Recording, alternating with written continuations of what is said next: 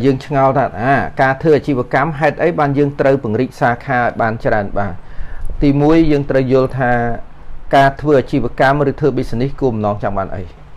ca thừa chi và cám rồi thừa business cùng nó cứ trong ban bạc chân anh tràn bà bạc chân anh tràn bữa xa kha dương miền nơi tầm muối là đá bạc chân anh dương nơi smile nâng trưng hai chập đam thẹn chọc một bình hơi chẳng bà sân ban chỉ trong ban bạc chân anh can lang chỉ lụm đập pi mà khai từ một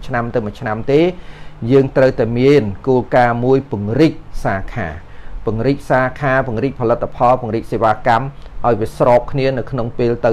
ដំណើរគ្នាទាំងអស់តែម្ដងប៉ុន្តែសាខាជារឿងសំខាន់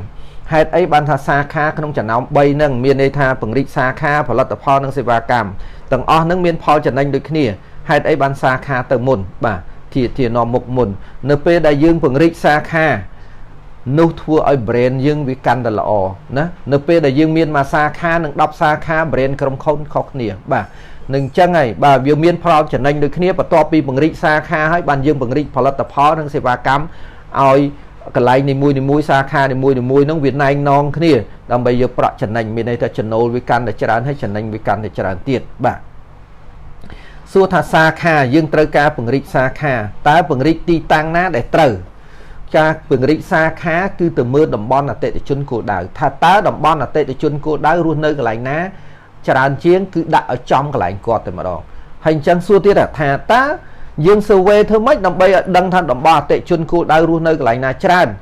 អញ្ចឹងការរកស៊ី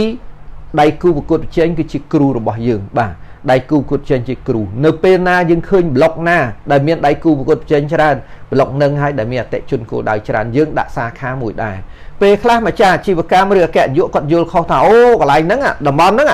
មានដៃគូប្រកួតប្រជែងច្រើនយើងបើកឲ្យឆ្ងាយជាងនឹងប្រហែល3គីឡូគឺទៅតែឯងអត់មានអតិថិជនទេដូចយើងបើកធនាគារបើកលក់គ្រឿងឡានកន្លែងណាគ្រឿងឡានកន្លែងហ្នឹងភាគច្រើនប្លុកបដុំក៏អតិថិជនគោលដៅមកកន្លែងហ្នឹងគេស្គាល់កន្លែងហ្នឹងខ្លាំងជាងធនាគារក៏ចឹងដែរប្លុកហ្នឹងតំបន់ហ្នឹងបើកធនាគារច្រើនគឺគេបើកក្បែរគ្នាហ្នឹងមានអតិថិជនបើគាត់មិនត្រូវធនាគារទី1គាត់មកទី2ទី2ទី3មកដល់យើងតែម្ដងបើកលក់គ្រឿងឡានឬនំបញ្ចុកក៏ចឹងដែរប្លុកណាដែលមានដៃគូប្រកួតប្រជែងច្រើនគឺអាហ្នឹង